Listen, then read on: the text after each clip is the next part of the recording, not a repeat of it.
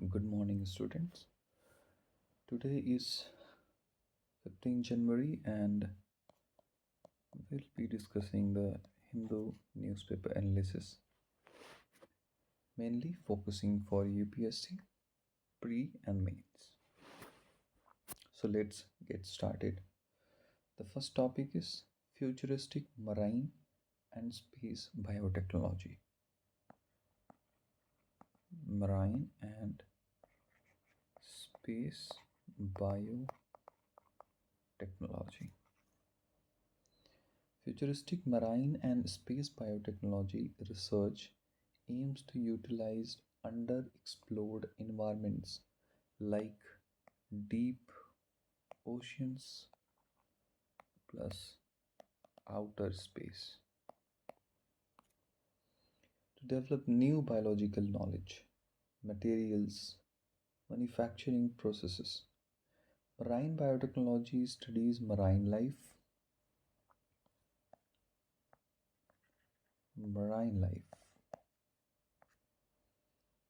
to discover bioactive compounds and biomaterials, while space biotechnology examines the biological systems under the microgravity radiations. That is biology under microgravity radiation. There is significance to it because biotechnology, this is considered as one of the new oil of the futuristic economies. So India also participating in these areas. India's extensive coastlines, because India has approx more than 11,000 kilometer of coastlines, and thus creating a large executive exclusive economic zones, provide access to rich marine biodiversity, yet its shares global marine outputs is low. Investing in marine manufacturing can unlock new resources and reduce pressure on land and freshwater systems. Space biotechnology support India's space explorations ambitions by enabling food productions and health management in extreme environments. India's marine biomass productions, much as seaweed, is modest at around 70,000 tons annually. So, marine life, most of the things is covered under the seaweed. Initiatives like blue economy agenda, or these are the initiatives: blue economies, deep ocean mission, and bio E3. These are the initiatives taken by the government to boost biotech and their contributions in the current economies. ISRO microgravity biology program, this has been started by ISRO's. So this is microgravity programs conducts experiments on microbes and biological systems to study the food productions and human health in space actually. And there was an incident where recently the the space in the space we try to germinate the seeds under the radiations conditions. Thus, it will provide an impetus or more development towards inhabitations in outer planets and outer space. European Union fund large-scale marine bioprospecting and algae-based biomaterials program supported by European Marine Biological Resource Center. The marine and space biotechnology are relatively unexplored. Thus, because of these sectors being less explored or unexplored till now, it provide great opportunities for the economies and According to the situations developing in the areas like food, health, because of climate change, we need a more resilient crops, and so these research and developments provide and progress to to more legal and more affordable and more sustainable outcomes. Let's get to the next topic. India's clean energy transition relies heavily on important critical minerals and rare earth minerals. This is called rare earth elements. These are all metallic elements which are mostly required for the economic plus strategic significance. So India is presently developing its or or we can say India is moving towards a more cleaner source of energy, and thus we are heavily dependent on the import of critical and rare earth elements, with China controlling increasing urgency. India is diversifying mineral trade linkages. China has been the largest producer of rare earth elements and critical minerals, so one of the leading producer and leading distributor in the world. And so it becomes a bottleneck for the whole world, or especially in case of India, where it has been exporting a rare earth elements for its economic sustenance, more in semiconductors, for artificial intelligence, for data centers, and for more digital infrastructure. So, because of heavily dependence on China, recently India is planning to diversify its mineral trade linkages and promoting responsible productions through bilateral and multilateral partnerships while enhancing domestic mineral policies. Australia is a reliable partner.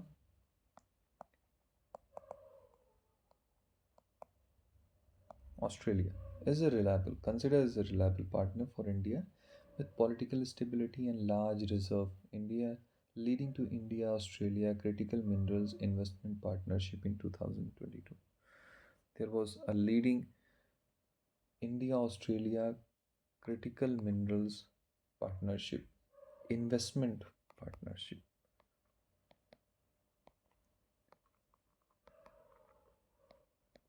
in 2022, and identifying 5 projects for lithium and cobalt investments.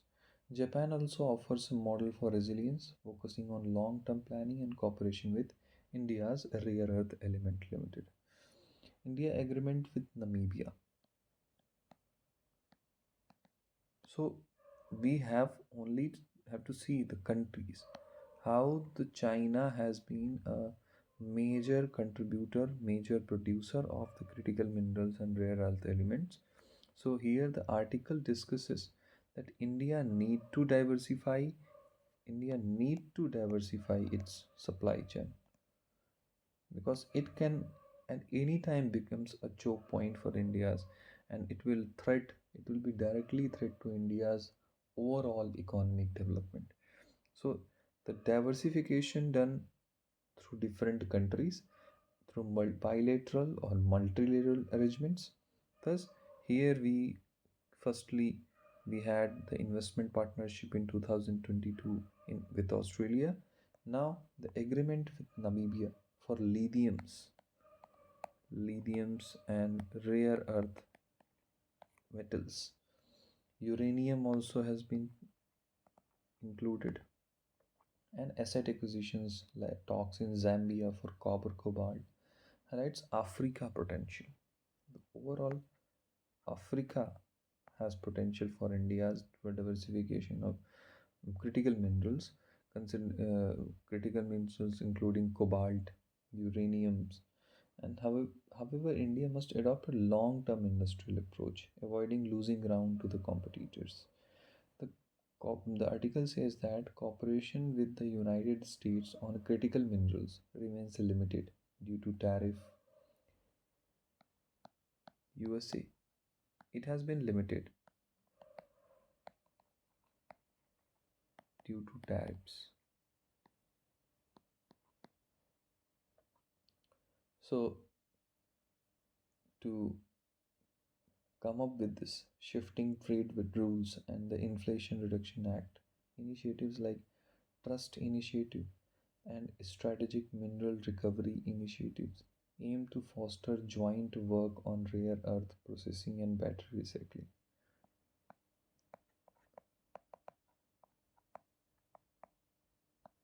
So, we need to study about the trust initiatives. This has been related to mineral recovery and rare earth elements. The European Union's Critical Raw Material Act and European Battery Alliance emphasize regulation, sustainability, and industrial strategy. India must align with the EU standard on transparency and environmental norms to get the progress in supply chain of critical minerals. West Asia like UAE and Saudi Arabia is investing in battery material and refining capacity, offering potential as a midstream partner for India. Russia's reserves. Russia also contain a good reserve, but the recent sanctions and logistical issues it limit the reliability on Russia. But although West Asia and like West Asian countries like Saudi Arabia and UAE can be considered as a midstream partner.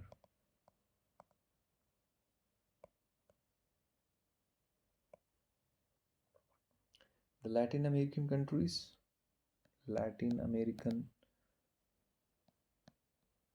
like Argentina, we got Argentina here, Chile, Peru. These are the countries of South America, Latin America, mainly rich in copper,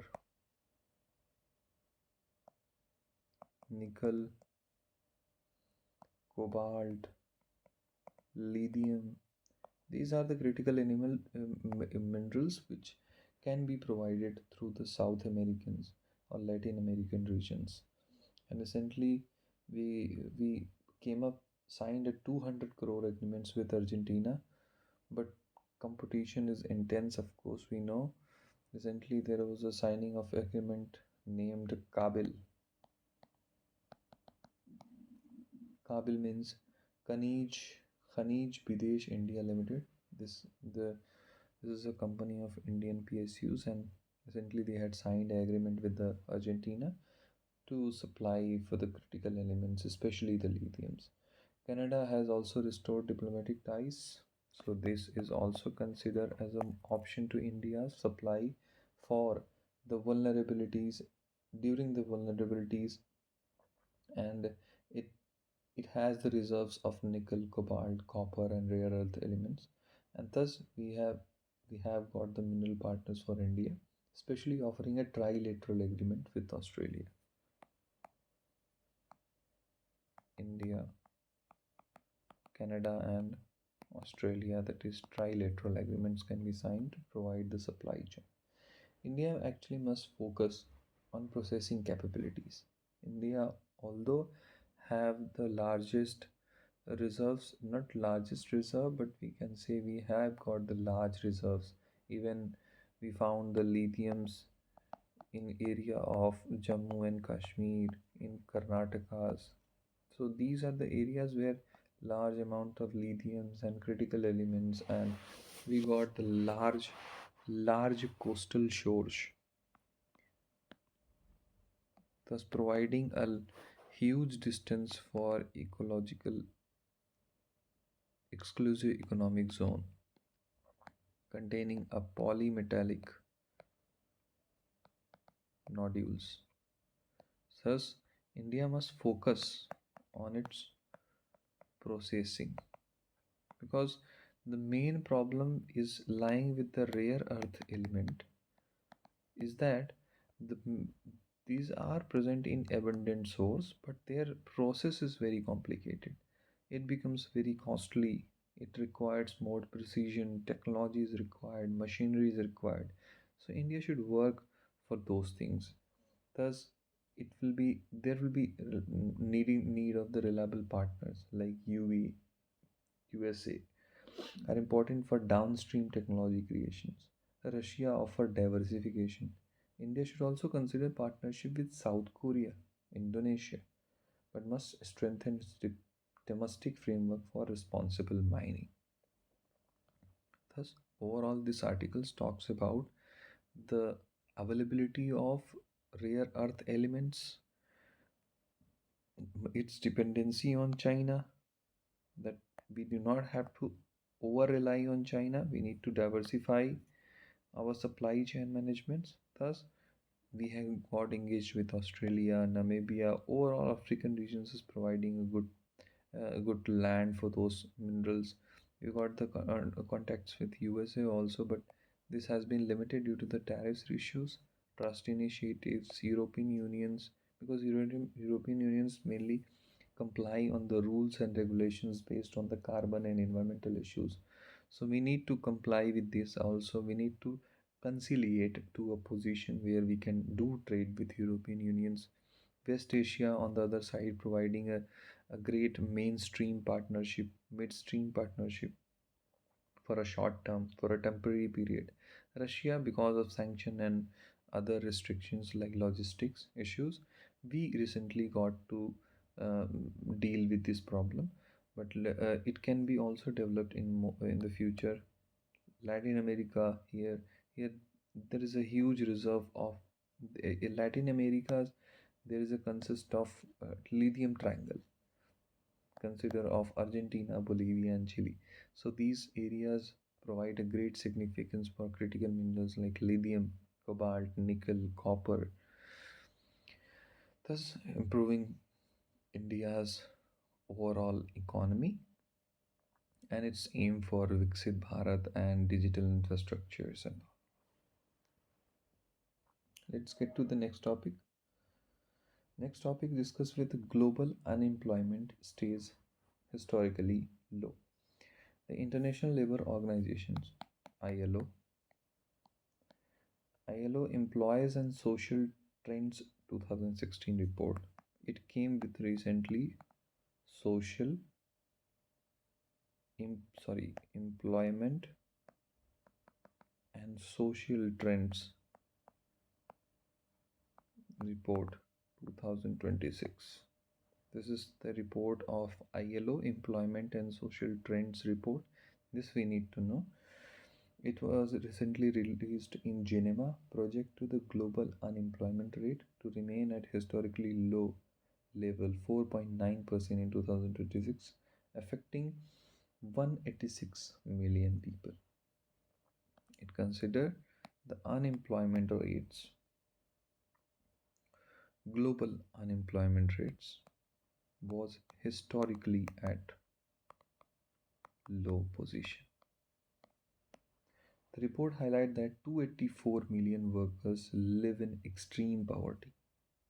This can be a good data for workers' positions or workers' working conditions, for their social security benefits, for their livelihood benefits. That the report comes with the data that 284 million workers live in extreme poverty, earning earning less than $3 a day, and over 2 billion workers are in informal unemployments. 2 billion workers under informal employment. Between 2015 to 2025, the share of worker in extreme poverty decreased, although the number here decreased from 2015 to 2025. by only 3.1%, points to 7.9% compared to 2015 percentage point decline in the previous decades. That is, this decade the decline was 3.1% with compared to previous decades where 7.9% decline was seen.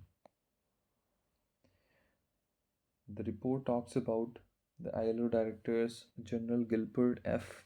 expressed concern over the rising number of working poor and informal workers in low income countries and noted persistent gender gap in the workforce.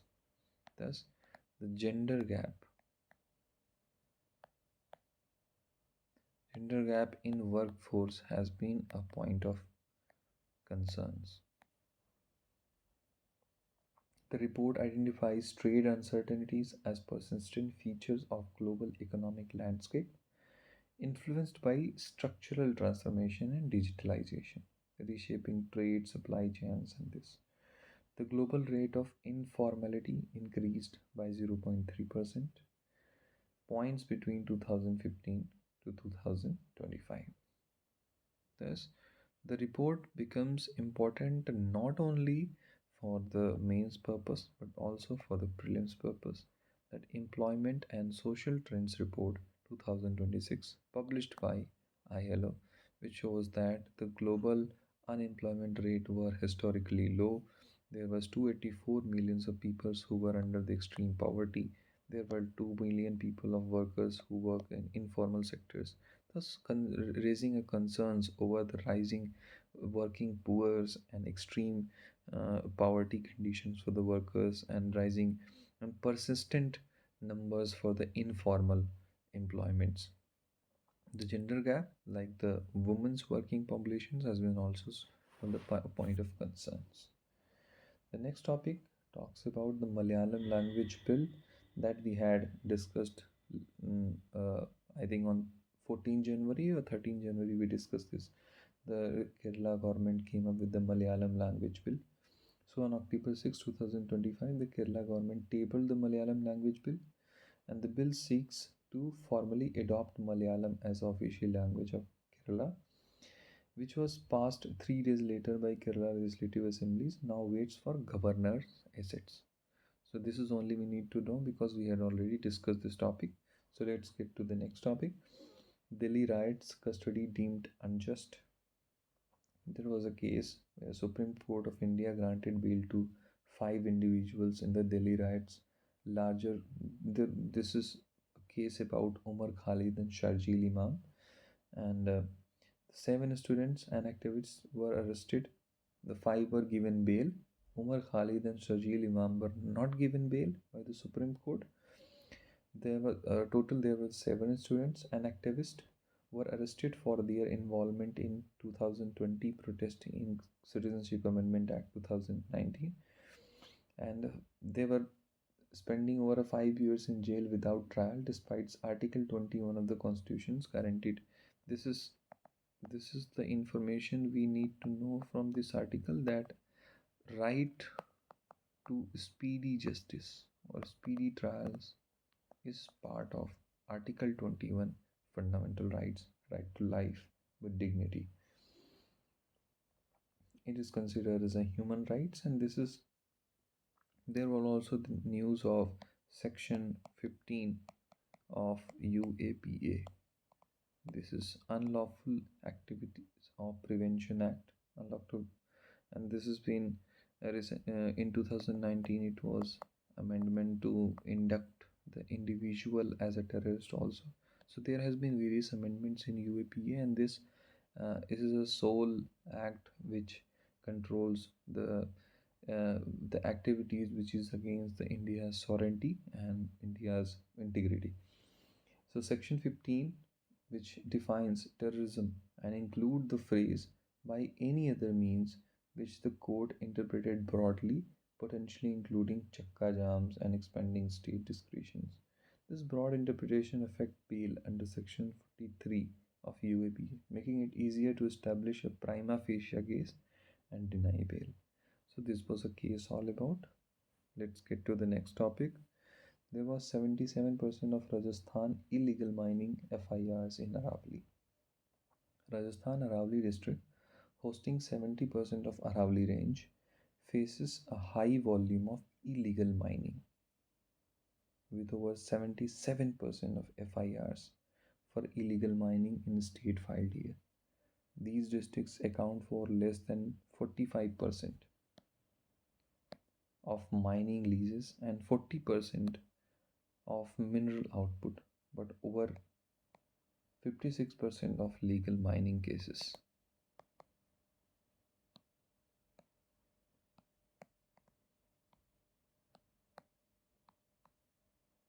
Aravali range, of course, we know it is of various ecological and biodiversity environmental benefits. Recently, there was a dispute we had already discussed in our newspaper analysis that there was a dispute over the new definitions of Aravali range, and according to that definitions, the size of the Aravali would have reduced to very much and to very extent. So there was a debate in environmentalist and Supreme Court recently put a pause on that definition. So there was also raised the issue of illegal mining, sand minings, and other minings. So thus overall disturbing the whole ecology of that area. So the rising cases here, the article discuss about changes to legal definition of Aravali Hills that has exclude many hills from the protections. Supreme Court noted in 2024 that inconsistent definition of Aravali Hills across states enable illegal mining, and since 2008 the Forest Survey of India has identified Aravali Hills based on specific physical parameters. Recently, there was a technical committee appointed, and based on that, the decision will be given by the Supreme Courts. And this is all about the article talks about how the illegal minings are taking place in the Aravali range, the rising number of its cases, FIRs registered, conviction rates, action taken. All these has been discussed in this article. Next one is University Grant Commission's new anti-caste discrimination rule, UGC. UGC, this is University Grant Commission, the sole body in India controlling the higher education systems. It has introduced new regulation to combat caste-based discrimination.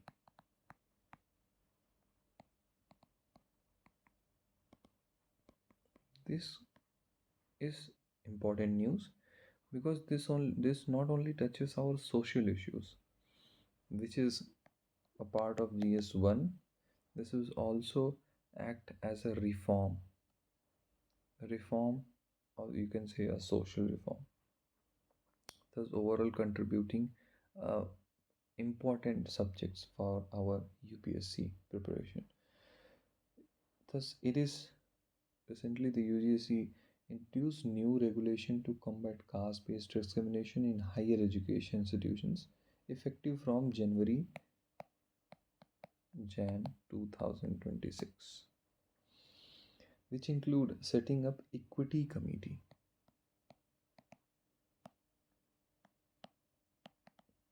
and potential penalties like losing recognition for non-compliance. UGC in Higher Education Institutions Regulation 2026 updates the 2012 anti-discrimination regulations and now includes OBC also within the scope of caste-based discriminations.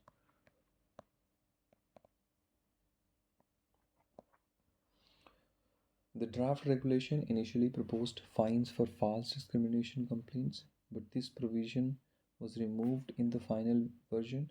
The definition of discrimination has been expanded to include unfair treatment based on religion, race, caste, gender, place of birth, or disability. Thus, it broadening broadening the base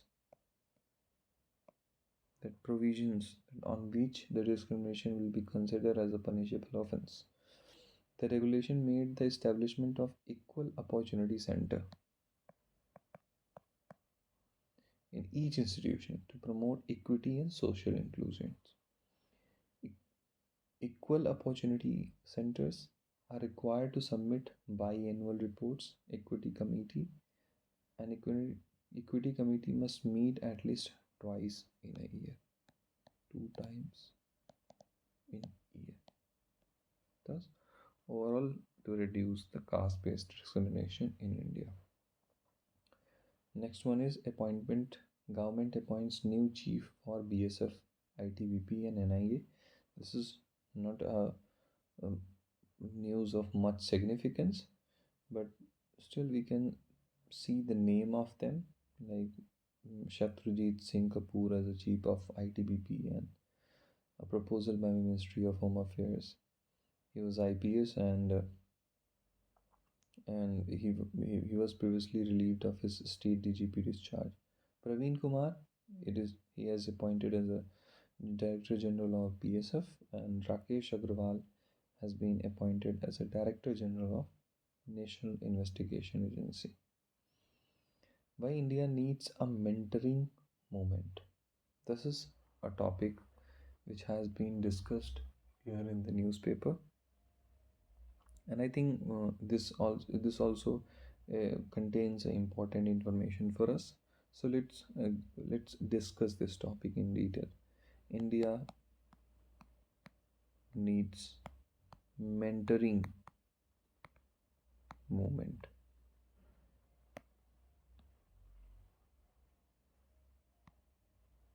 India is at critical juncture with over 40 million young people.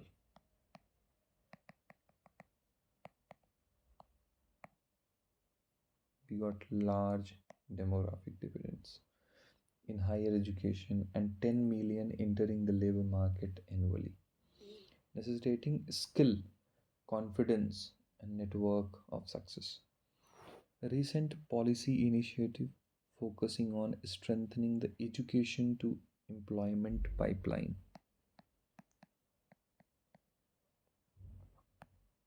through upgrading the skills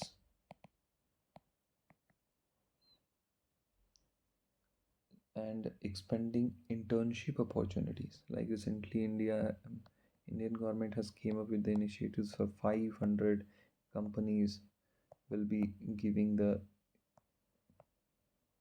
internship programs for the students or from the laborers or the employments, and so that they can gain the experience, and that will work as a skilling of their workforces. So these are the like upgradations of India's youth structure. This gap is human centric, and there was a huge gap between the learning and livelihood. There is huge gap between the institutions to employments, because most of the education systems of India is based on theoretical basis. We lack the practicality of the education. So there was a gap, and this gap in human centric is manifesting in fears, uncertainties, and limited exposure, especially for first generation learners and young women, exacerbated by AI. AI has exacerbated the India's workforce culture. LinkedIn data indicates employers seek human centric skills like communication and problem solving, which can be cultivated through mentoring, a proven tool for supporting young people through transition. So, the problems like communication and problem solving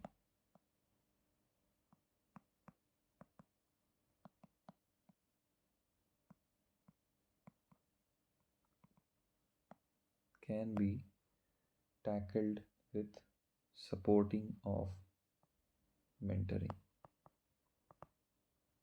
Thus, that is why the article talks about mentoring moment. Mentoring address inequalities in access to opportunities, improving career decision making, social intelligence. Social, it makes the person aware of the overall situation, thus enhancing enhance career decision making. One. Second, it will act as a social intelligence. Third, self efficiency will be ensured, and gender attitude.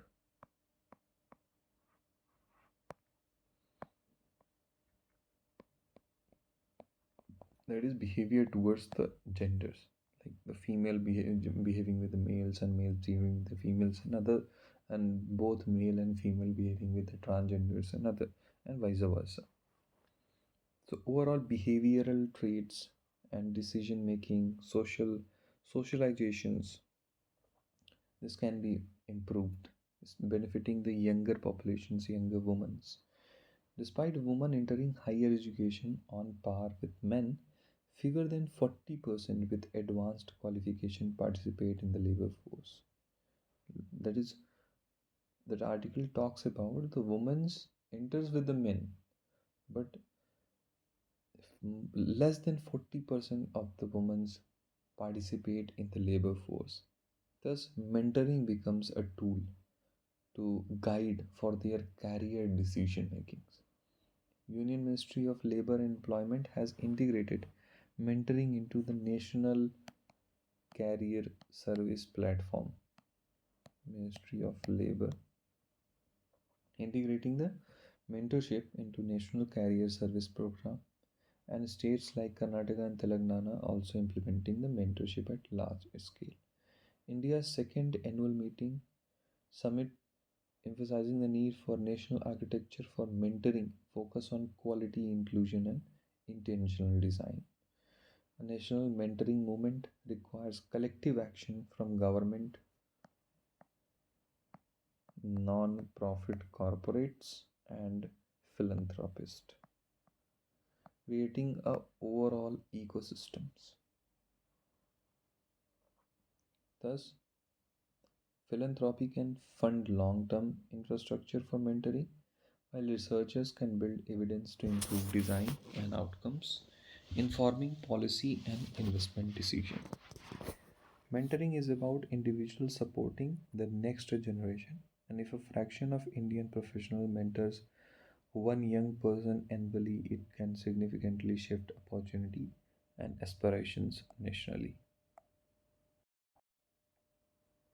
The next news is about the talks on influential figures and the current issues. There was Hindu Lit for Life Festival,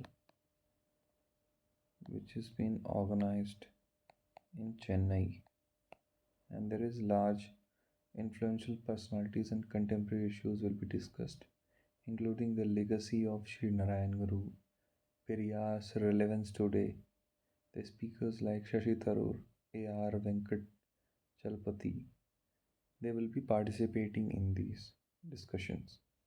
Historians Ramnath will discuss M. Visvesvarayya's contribution to modern India, while Priyambata Jayakumar will highlight M.S. Swaminathan's role in Green Revolution.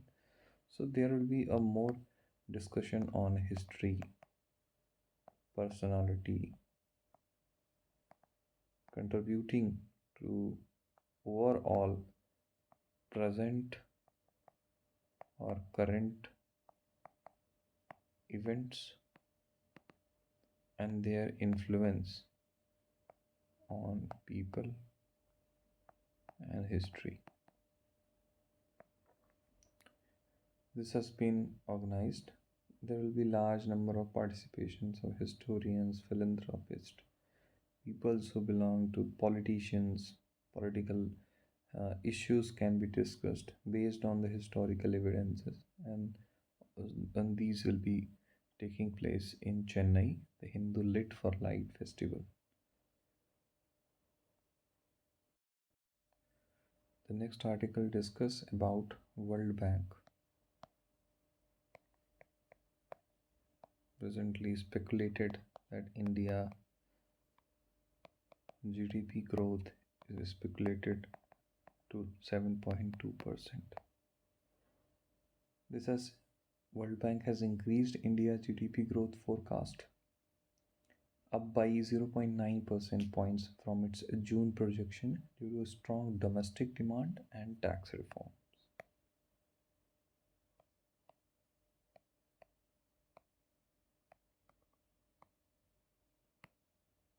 Tax reform like indirect and indirect taxes.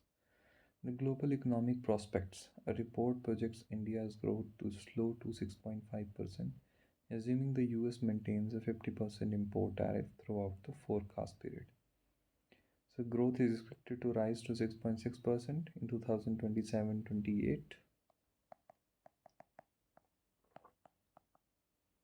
driven by robust service activity, export recovery, and increased investments. For financial year 2025-26, growth is supported by strong private consumption and real household earning.